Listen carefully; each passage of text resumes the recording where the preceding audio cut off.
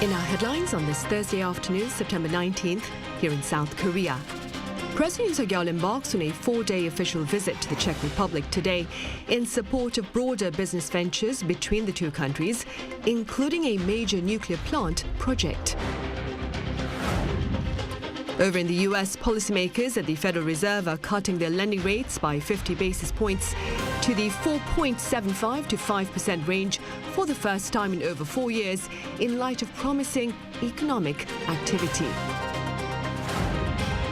Meanwhile, North Korea's Kim Jong-un oversees the tests of 2 types of missiles, one for a super-large conventional warhead and the other for a nuclear warhead on Wednesday, in yet another show of military strength.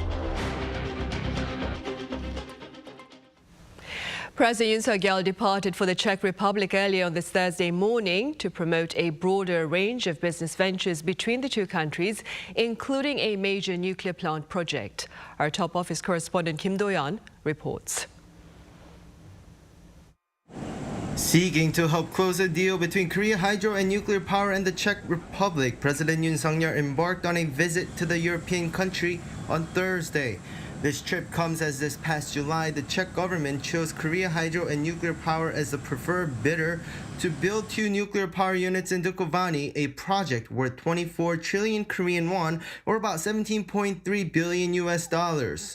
However, there have been appeals against the Czech government's decision by the two sides also competing for the project, US company Westinghouse and France's Électricité de France. Westinghouse claims the Korean company doesn't have the license to use a nuclear power tech owned by the US firm, while EDF claims the selection process wasn't transparent. To this, President Yoon said in a written interview with Reuters published Thursday morning that, quote, there is no need to worry and that he's confident any obstacles can be overcome. He added Seoul and Washington were creating an amicable atmosphere among businesses in the nuclear energy sector to close out the differences. As for the summit, the top office also said the trip will serve as a means to establish a nuclear power alliance between South Korea and the Czech Republic.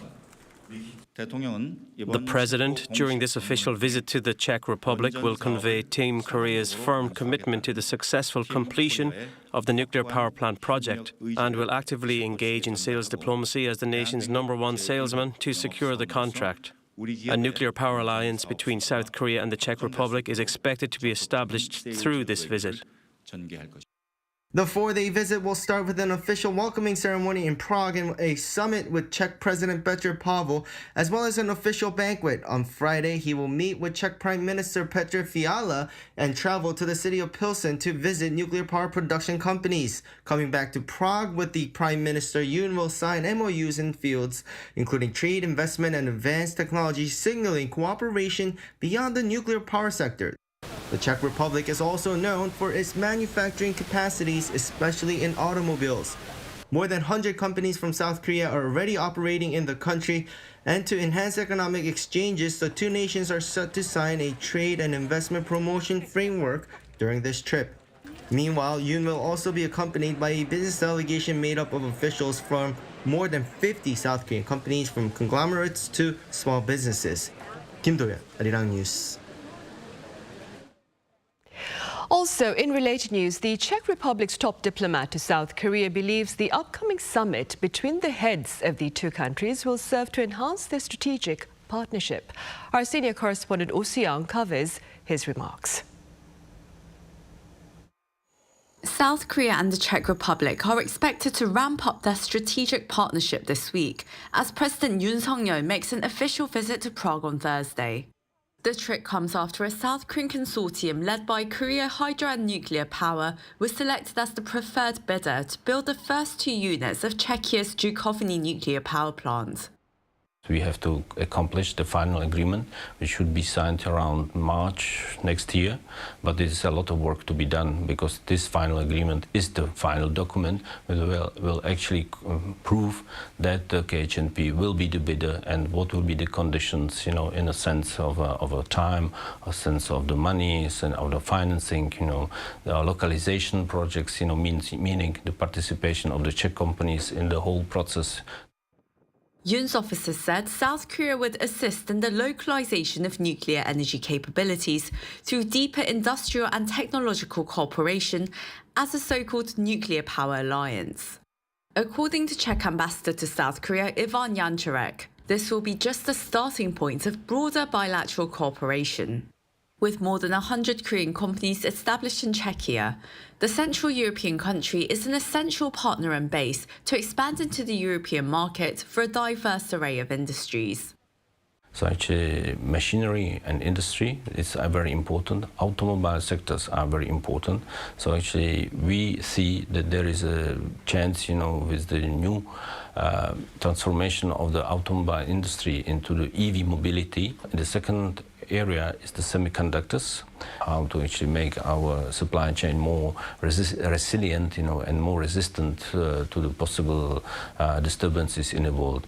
And the third one is the health and farm sector, the pharmacy sector, because today the medicines and the health issues, one of the important things, for our societies which are aging. And furthermore, security will be another major issue, particularly with the ongoing war in Ukraine and Russia's military collaboration with North Korea. So, unfortunately, we see that the security in the Euro-Atlantic area is linked to the security in the Indo-Pacific area. So that was why, we have to cooperate, and we have to do things together. One of the areas where we can really cooperate is cybersecurity. Across all areas, the ambassador emphasised common liberal values of freedom, human rights and the rule of law. So actually give us, a base, for the alliance. And its alliance, is being based on economic cooperation, but, it should be primarily based, on these democratic shared values. As South Korea and Czechia mark 35 years of their diplomatic relations next year and 10 years of establishing their strategic partnership, President Yoon's visit is expected to serve as a pivotal moment to elevate bilateral ties to a brand new level. Oh Soo-young, Arirang News, Prague. Back here on the peninsula, North Korea's Kim Jong-un reportedly oversaw the tests of 2 types of missiles, including one for a super-large conventional warhead on Wednesday, in yet another show of military might. Our Shin Ha-young covers Pyongyang's latest provocation and Seoul's related denunciation. North Korea on Thursday claimed that it successfully tested a new type of tactical ballistic missile capable of carrying a super-large conventional warhead the day before. The state-run Korean Central News Agency said that the test of the missile named Hwasongpo 11 Ta 4.5 was equipped with a 4.5-ton super-large conventional warhead. The test aimed to verify the missile's accuracy at a medium range of 320 kilometers and the explosive power of the super-large warhead. This is the second time since July that the North has said it tested such a missile. The KCNA said the North also successfully conducted a test fire of a strategic cruise missile, claiming its performance has been upgraded. It added that North Korean leader Kim Jong-un oversaw the test and expressed satisfaction. Kim said that the tests are directly linked to external threats to North Korea's security and emphasized the importance of having the strongest technology and overwhelming power in both nuclear and conventional weapons. Meanwhile, the Joint Chiefs of Staff announced on Thursday that North Korea sent around 160 balloons carrying trash towards South Korea, which started Wednesday evening and continued into the night. The JCS reported finding some 30 trash bundles in Seoul and northern parts of Gyeonggi-do province. No harmful substances were found, with the trash mainly consisting of paper, plastic, and bottles. South Korean military officials on Thursday addressed Pyongyang's recent missile tests and the launch of waste-carrying balloons. North Korea is far from what we'd consider a normal country. Their actions, such as launching trash balloons or missiles, are driven by various motives. One aim could be to incite internal conflicts in South Korea to advance their own agenda. The presidential office issued a statement warning North Korea against short-range ballistic missile launches, urging an immediate halt to provocations, including the launch of waste-carrying balloons. Shin Ha-young, Arirang News. In other news, a Ukrainian drone reportedly hit a large weapons depot in a town deep inside Russian territory on Wednesday. According to authorities at Russia's health ministry, at least a dozen people have been injured in the blast in the Tver region, located about 380 kilometers northwest of Moscow.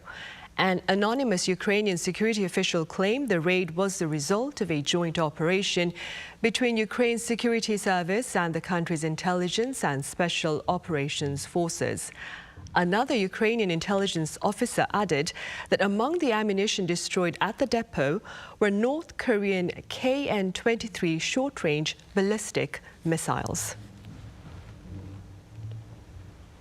In the Middle East, Lebanon is reeling in the aftermath of a series of deadly explosions involving public communication gadgets. Our Kim Jong-sil has details.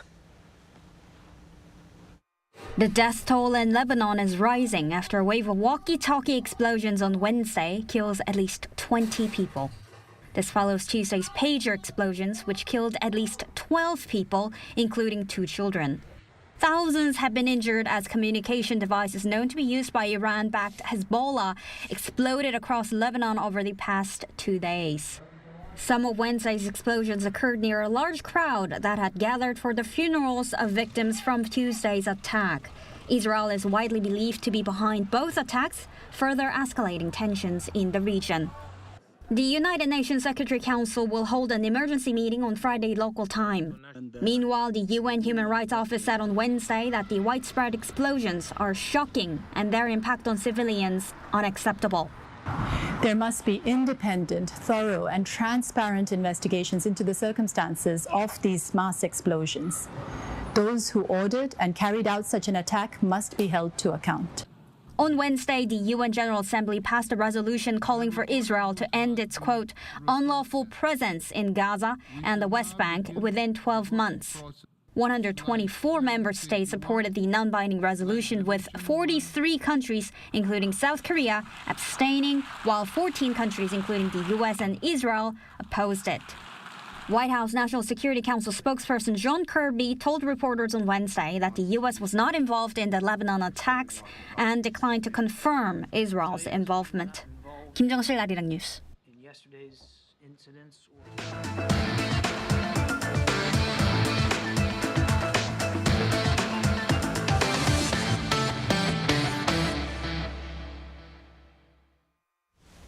In the U.S., as widely anticipated, the Federal Reserve has shared intentions to cut its interest rate for the first time in more than 4 years amid promising economic findings. Our Lee Sing-jae reports. The U.S. Federal Reserve on Wednesday announced that it's cutting its benchmark interest rates by 50 basis points, bringing down rates to the 4.75 to 5% range. Today, the Federal Open Market Committee decided to reduce the degree of policy restraint by lowering our policy interest rate by a half percentage point. This decision reflects our growing confidence that with an appropriate recalibration of our policy stance, strength in the labor market can be maintained in a context of moderate growth and inflation moving sustainably down to 2%. The jumbo rate cut was the first cut in 4.5 years since the onset of the COVID-19 pandemic.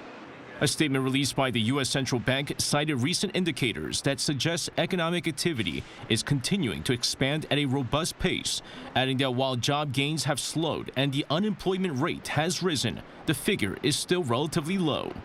Fed Chairman Jerome Powell also noted several economic indicators for the latest decision. Our patient approach over the past year has paid dividends.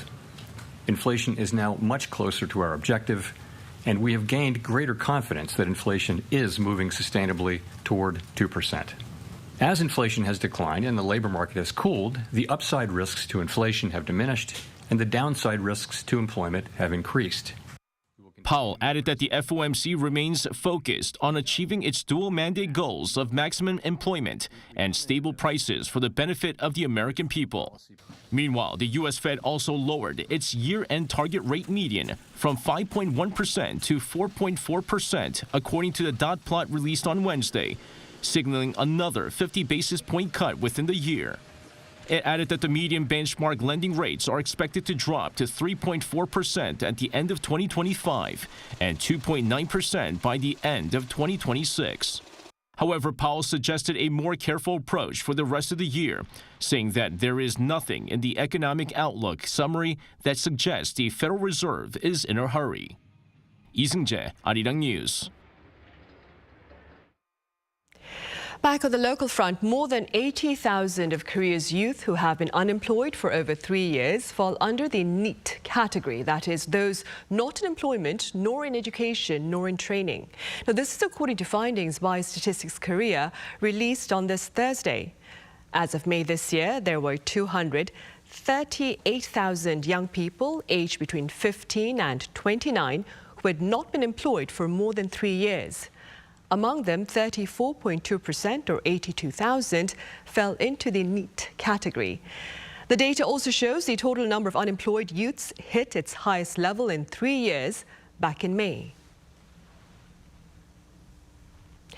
TVs by Samsung Electronics have ranked #1 in a U.S. customer satisfaction survey for the second year in a row. According to the 2024 American Customer Satisfaction Index, Samsung TVs also took the top spot for product quality, service quality, and service experience. Moving up 2 points on year to score 84 out of 100. The findings point out the boost in consumer satisfaction coincides with Samsung's dominance of the global TV market for 18 straight years.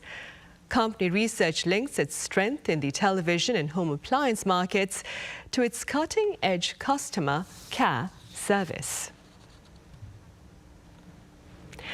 And Korea's exports of hybrid electric vehicles hit an all-time high in August. According to the Ministry of Trade on this Thursday, overseas shipments of hybrid electric vehicles surged almost 62% last month on year, with their export value amounting to $1.07 billion, the highest ever. Now, this latest performance surpasses the $1.06 billion recorded in April last year. Meanwhile, the total value of auto exports thus far this year stands at over $47 billion.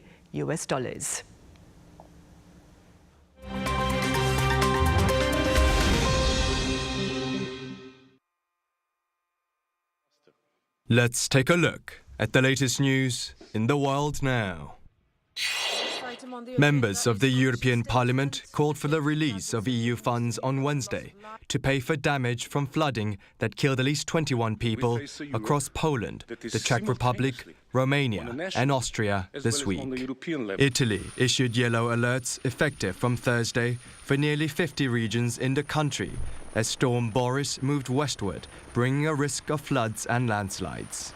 Flooding in Central Europe is reportedly the worst in at least 2 decades, wreaking havoc from Poland to Romania, causing deaths, destroying bridges, submerging properties and cars, and leaving cities and towns covered in mud and debris.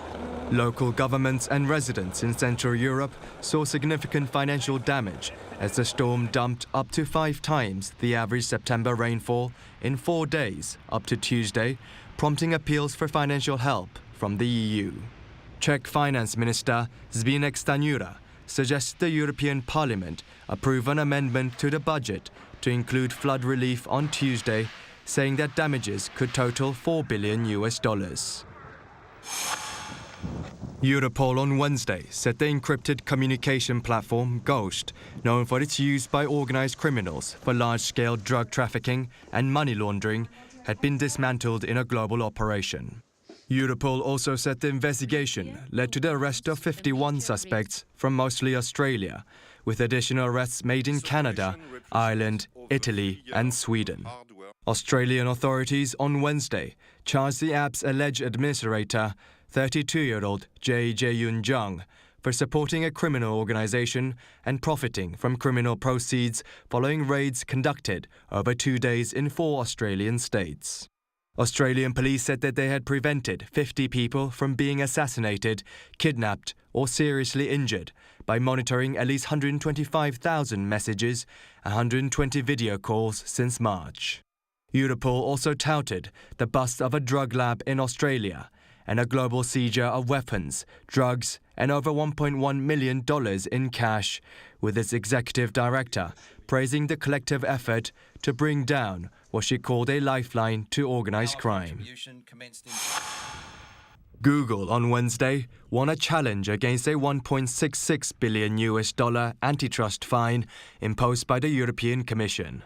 The American tech giant had been accused by the European Commission of using its market dominance to force websites to use its AdSense platform over other search advert brokers between 2006 and 2016.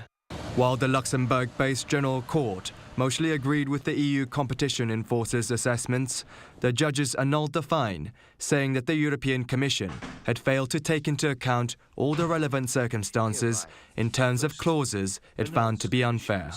Google last week lost its final appeal against a $2.7 billion antitrust fine from the European Commission for unfairly using its shopping price comparison service to gain an advantage over rivals. American rapper and record producer Sean Diddy Combs has been denied bail again on Wednesday by a New York judge. Combs, who was arrested on Monday by Homeland Security on suspicion of sex trafficking, racketeering conspiracy, and interstate transportation for prostitution, pleaded not guilty in a Manhattan federal court. U.S. District Judge Andrew L. Carter, Jr. denied bail for Combs on Wednesday on the basis of possibility that Combs may tamper with witnesses following a request for continued detention before trial from the prosecution. Combs has been accused of using his business empire, including his record label Bad Boy Entertainment, to transport sex workers across states to take part in recorded sexual performances called freak-offs. He faces sentencing of up to life in prison and a minimum of 15 years if he is convicted of the 3 felony counts. Kim Seong, Arirang News.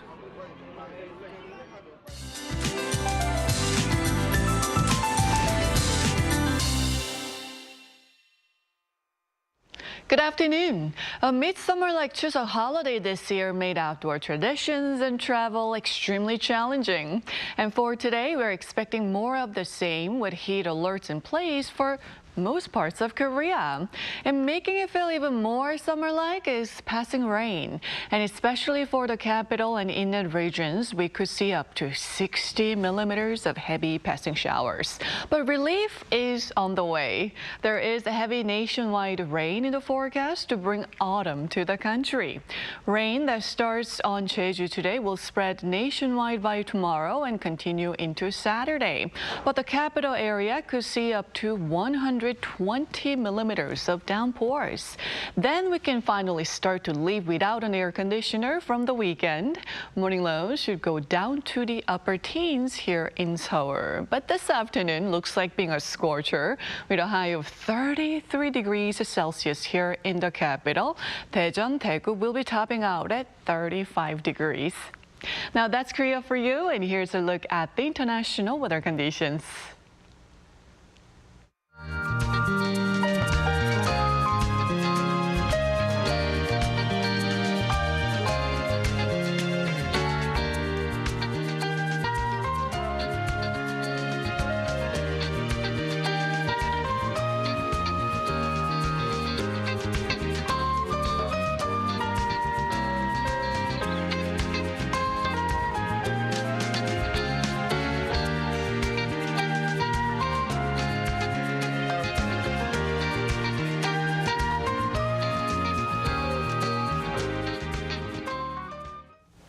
Those are the headlines at this hour here in South Korea. Coming up next, our daily panel session. Do stay with us. Thank you for now.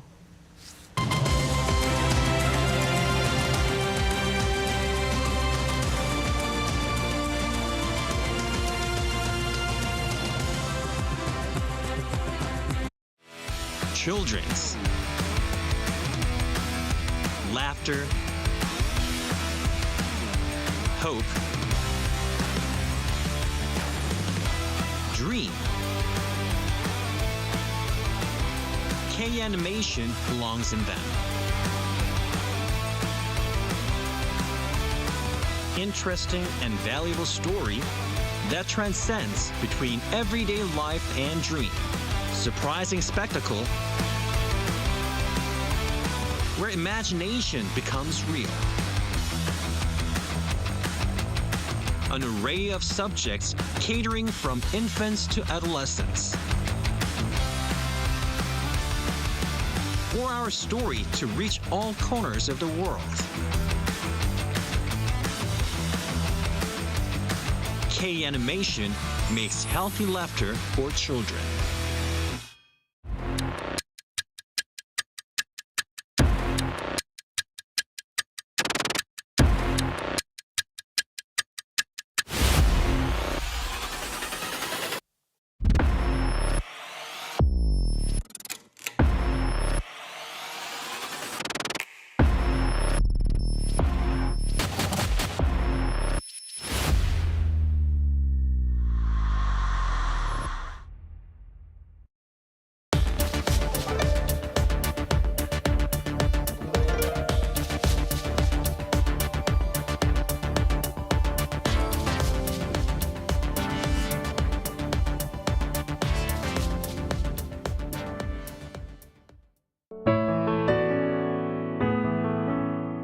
We ask global leaders, what fuels your passion? How did you develop the courage to take that leap? What would you say to those who look up to you, the globalists? For those who dream of the world stage, the globalists will share their stories. You're watching The Globalists.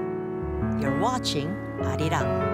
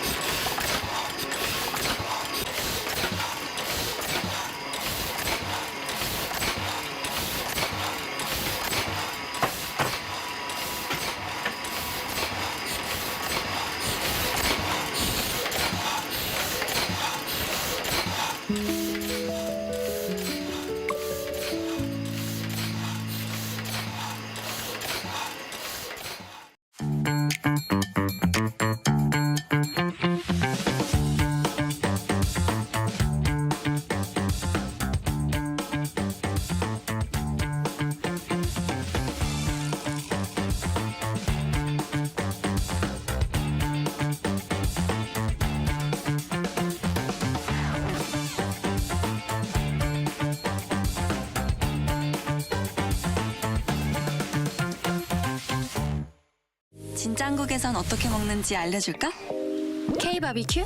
신김치랑 먹어야지. 치킨? 치맥 페스티벌은 처음이지? 김치? 종류만큼 먹는 법도 가지각색.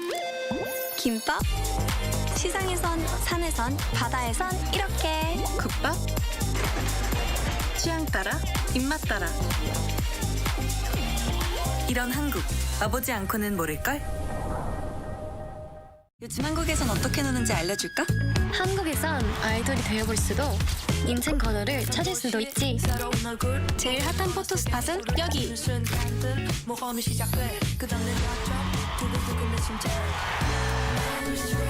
한국은 분명 너에게 새로운 영감을 줄 거야.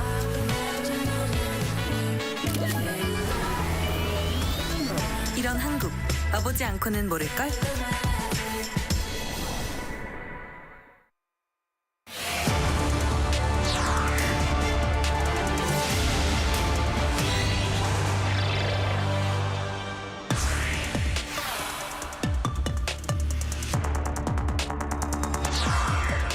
North Korea's Kim Jong-un reportedly oversaw the tests of two types of missiles, one for a super-large conventional warhead and the other for a nuclear warhead on Wednesday, in yet another show of military strength.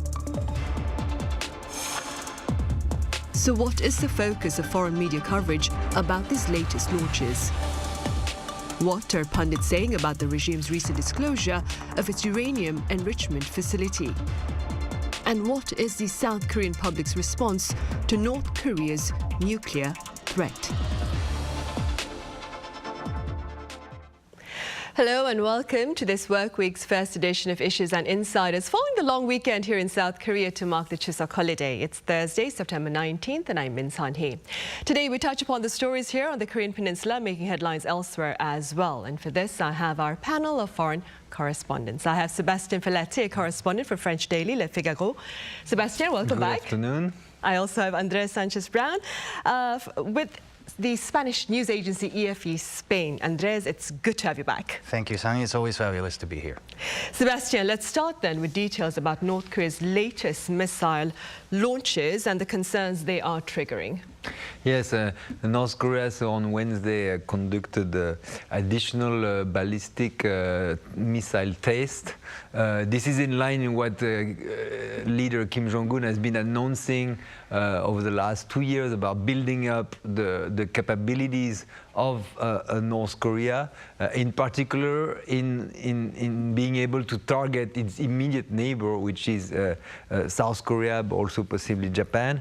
There is a particular interest about one of the missiles that was launched yesterday with what the regime call a super large warhead, and the ability to carry a very heavy payload of 4.5 tons.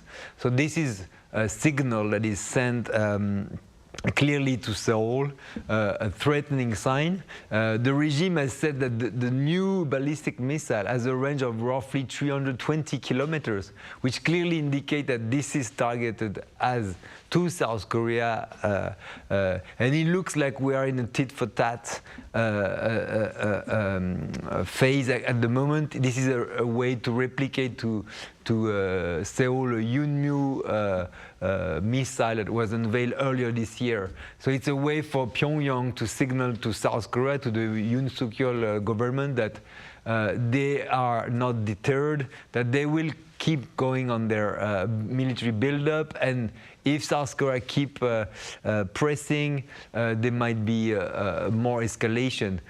All this is happening, of course, in a context of very fraught relations since the suspension of the military agreement between the two Koreas. We know that North Korea is sending trashes with balloon almost every week over the last few months. So we are in a very deteriorated bilateral relation, and this ballistic missile just adding to this trajectory.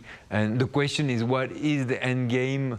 What is Pyongyang trying to do with this buildup? Right, and staying with the build-up, Andrés, these latest launches follow the regime's recent disclosure of images of Kim Jong-un visiting a uranium enrichment facility that pundits say indicates clear advancements in North Korea's nuclear weapons ambitions. Do tell us more about that. Indeed, this was actually the first time that North Korean media has ever released footage from its uranium enrichment facilities. It showed Kim Jong-un accompanied by some officials visiting these premises. Location was never specified, of course. These premises that contain all these centrifuge devices. Now, the only person that had previously seen something like this was U.S. nuclear scientist Dr. Siegfried Hecker, who in 2010, while visiting the Yongbyon Nuclear Research Center, was actually shown some of these cascades of centrifuges. But the ones that he saw, apparently, the model, the known as P2, these that we saw the other day, apparently appear to be newer or different, and probably used indigenous North Korean technology, and also the clusters or cascades, as they're called, seem to point out that the number of centrifuges is larger too. So this could mean, for example, already maybe a larger production capacity of highly enriched uranium than what was thought before.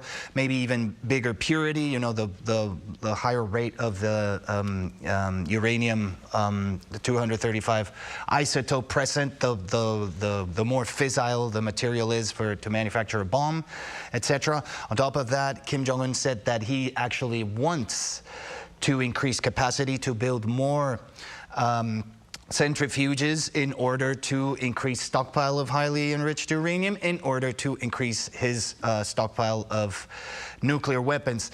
Now, we can think of the messaging here and the timing, right? Everybody's aware that we're barely, 47 days, I believe now, from the U.S. Presidential election. So I think this was clearly intended as a way of North Korea to make itself present before the election. I don't think their intention was to influence U.S. voters. I don't think anybody believes at this point that North Korea is capable of changing anybody's votes in the U.S. right now. Weapons of mass destruction, the North Korean ones, were not mentioned in the Trump-Harris debate that we saw last week. It wasn't mentioned either during the Trump and Biden debate. But I think at this point, what North Korea is trying to do, it's trying to signal to whoever wins the election in this case, like, look, we are going to be a headache once you come into power. We're doing this, and we're going to need you to act on it. So in the case of Trump, they're probably signaling it, after the Hanoi summit fiasco, this is what's been going on. We're enriching more. We're trying to increase our arsenal. So if you want to solve this, you have to come up with a different frame of thinking. I think they're telling also Harris the same thing, pretty much like the Biden's administration approach has been fruitless so far. So basically the message for both of them is like, try to think out of the box at this point. And I think in the coming weeks, we could actually maybe expect right before or right after the election maybe an important weapons test, probably not a nuclear one, because as we've mentioned before, I think China and Russia kind of draw that red line with the nuclear tests and their support to North Korea right now, but maybe something related to an ICBM or a multiple re-entry vehicle, something that once again,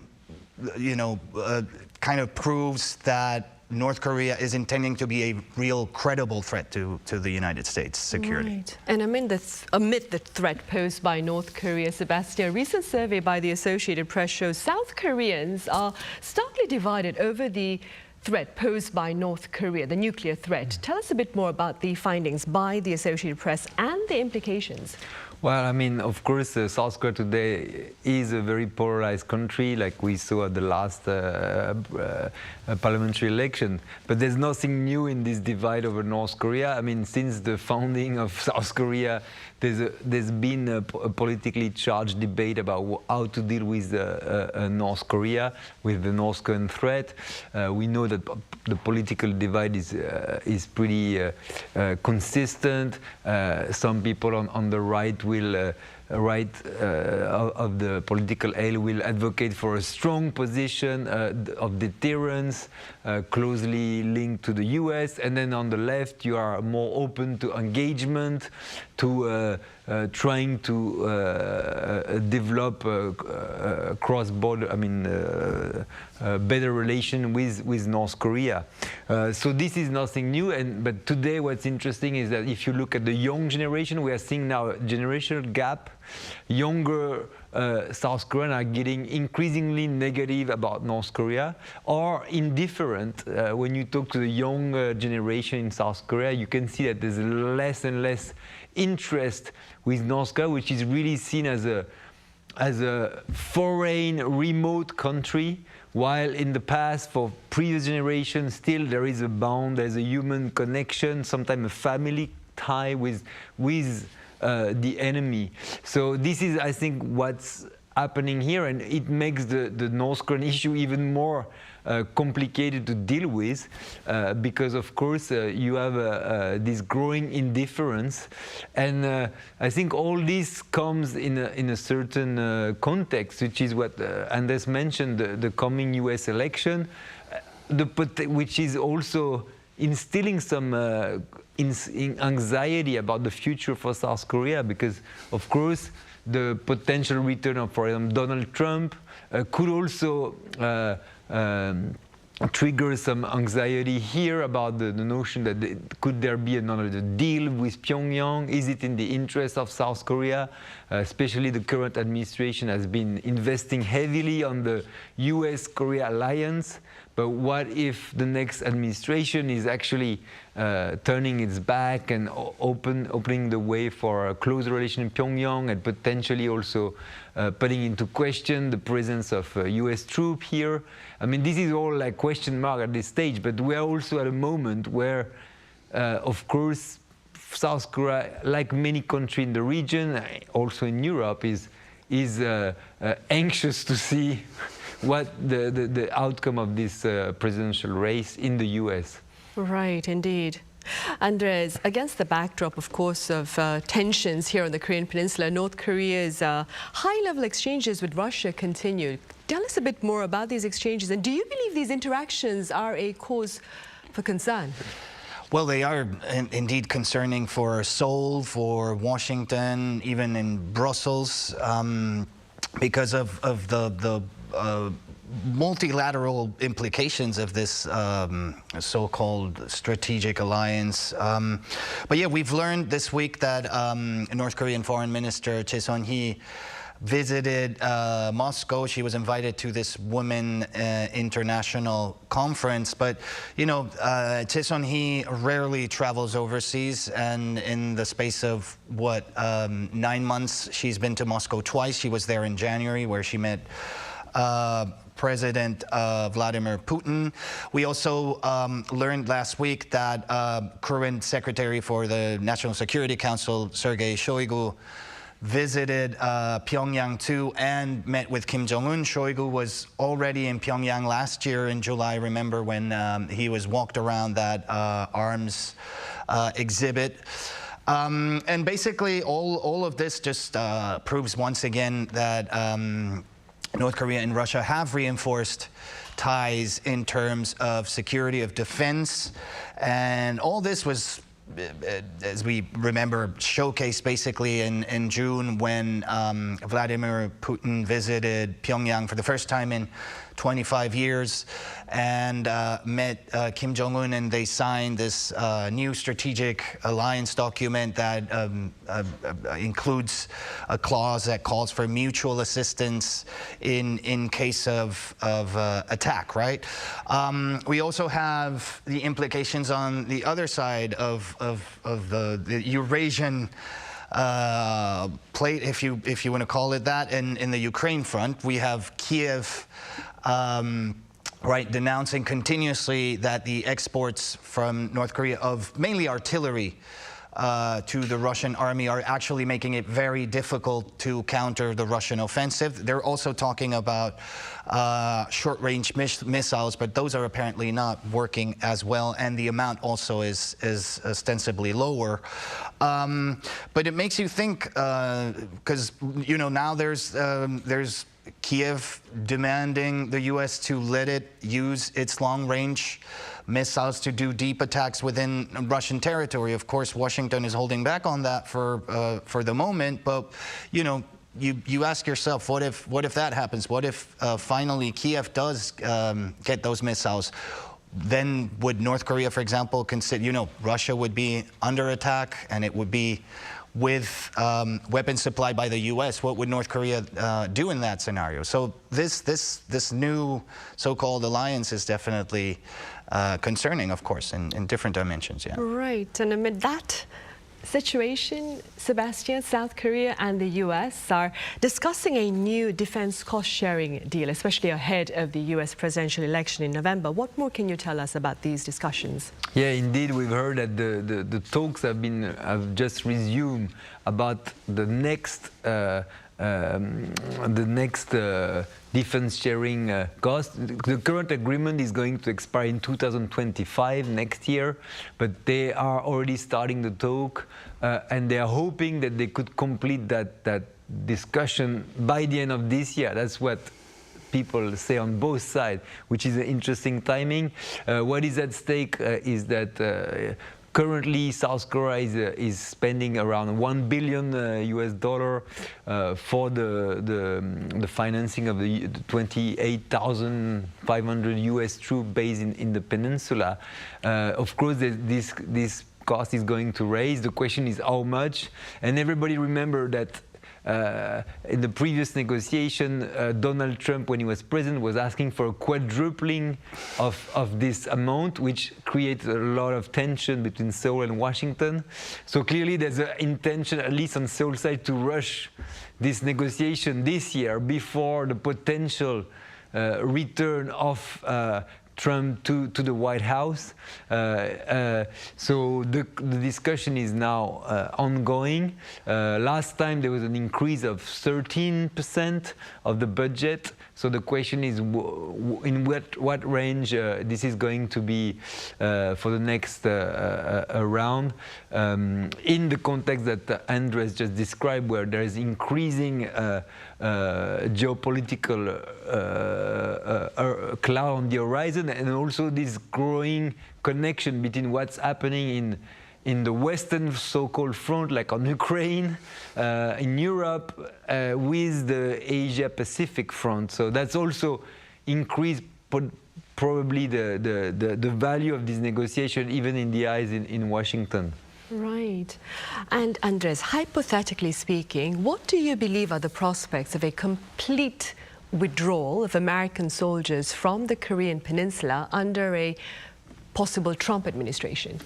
Well, hypothetically, I think under a Trump administration, I think anything is possible, as we all have pointed out countless times in this show.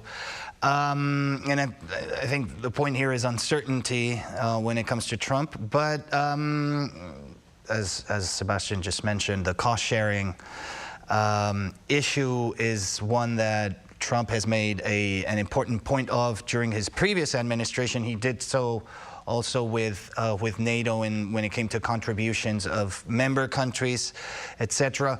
Who knows? Because the fact that he sees every foreign relationship as something transactional, of course, when you think like that, any outcome is possible. I think, on the other hand, that there would be safeguards if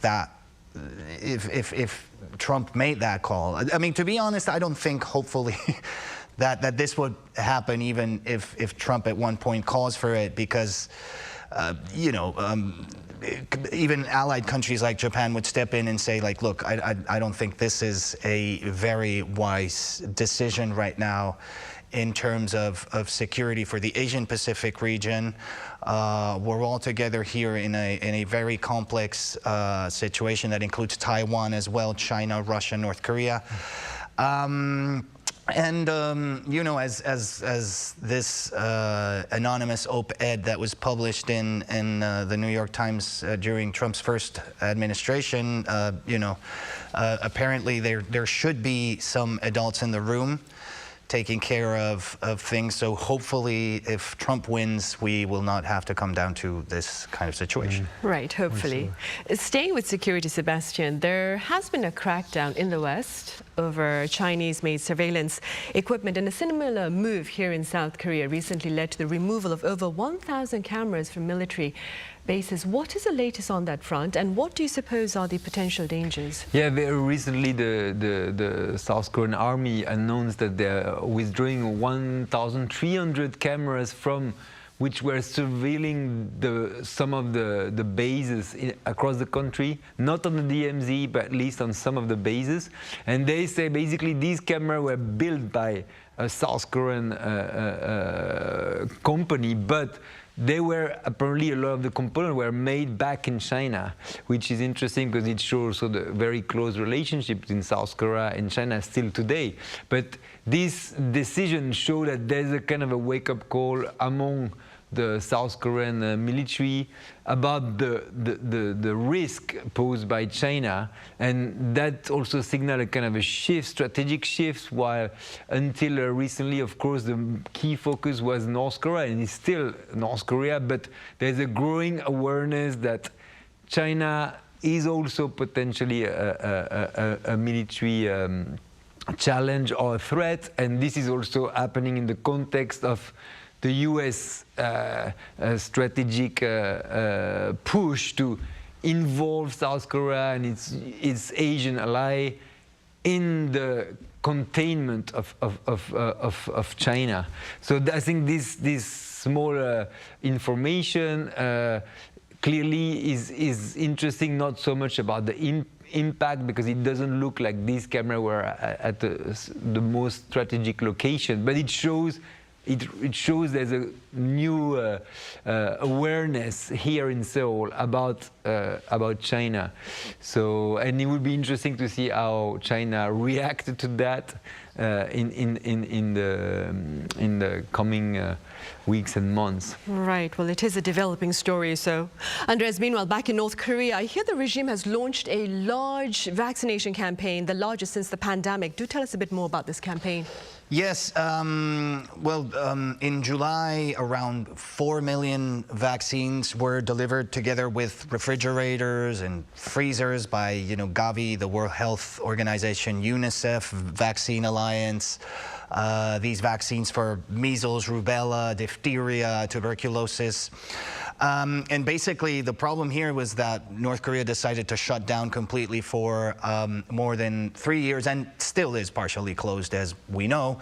And despite North Korea, back in the day, right before the pandemic, having a really good, actually, vaccination rate, North Korea has been praised many times because of its high vaccination rates that were over 90%. Because of the border closure, of course, and mainly because children have missed many of their due vaccinations. Now this rate, some people believe that might have fallen as low as around 40%. So finally, apparently, in the coming weeks, around 800,000 of these vaccines, I believe, will be inoculated in children, and 120,000 will go to pregnant women. So, all in all, good news for the North Korean people, of course. But as UNICEF has pointed out, it's the fact that UNICEF staff need to be present in the country to better monitor all these processes, because the whole process had to been done telematically to instruct people to give the vaccinations. So hopefully we'll see UNICEF and other international organizations present in North Korea sometime soon. Right, hopefully for the people there, of course. All right, then, Andres, as always, thank you very much for your time and your thoughts today. And Sebastian, thank you very much for your insights. Thank you very much for the invitation. Right, well, that ends this edition of Issues and Insiders. Thank you for watching. See you same time tomorrow.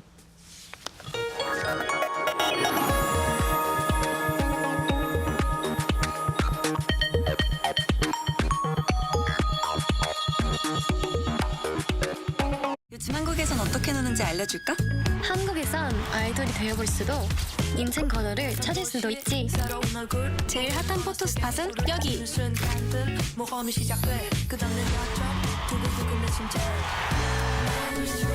한국은 분명 너에게 새로운 영감을 줄 거야.